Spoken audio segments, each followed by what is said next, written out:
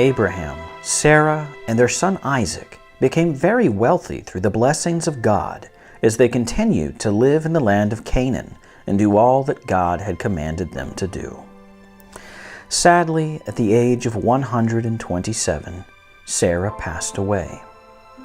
Abraham buried Sarah in a cave on the land that he purchased from a man that lived in Canaan. Now Isaac had grown into a man and had never married. So his father Abraham called the chief servant in his household and said, "Please, promise me that you will go to the country I came from and find a wife for my son Isaac." Abraham insisted that Isaac marry a woman from the country he was born in, so that the word God spoke to Abraham many years before would be fulfilled. "To your offspring I will give this land." Then the chief servant took 10 of Abraham's camels and many valuable gifts with him and set out for the land of Mesopotamia, where Abraham's relatives lived.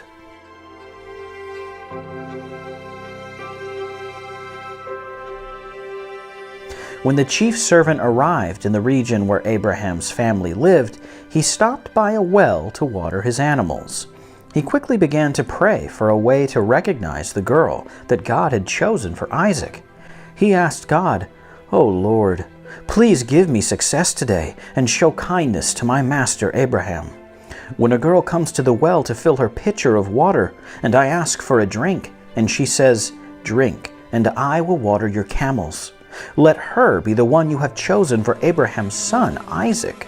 By this I will know she is the one."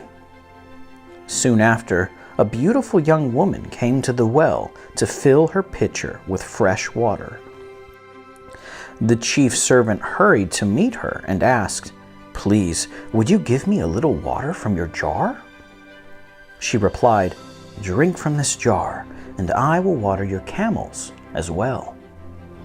While she was busy watering the camels, the chief servant watched closely to see if she was the girl that God had chosen for Isaac. He then asked her, "What is your name, and whose daughter are you?" She replied, "My name is Rebekah, and I am the daughter of Bethuel, who is the son of Nahor." Then the chief servant bowed down and worshipped the Lord God of Abraham, saying, "I praise you, God, that you led me straight to Abraham's relatives. Now I pray that this beautiful woman of God will agree to return with me to become the wife of Isaac."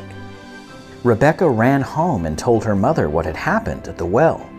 Her brother Laban went to the well and invited the chief servant to their home to give him and his animals rest and food.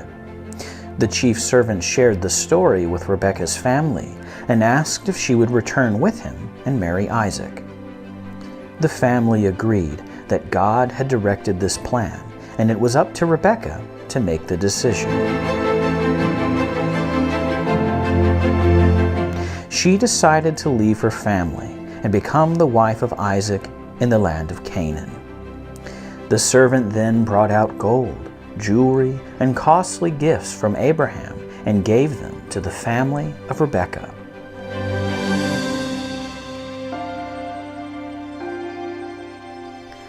Early the next morning, after receiving blessings from her family, Rebekah, her nurse, and the chief servant set out for the long journey home.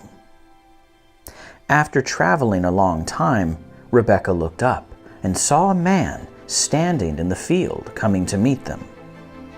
She got down from her camel and asked, "Who is that?" The chief servant replied, "It is Isaac, the man you are to marry." Isaac and Rebekah were soon married, and he loved her very much.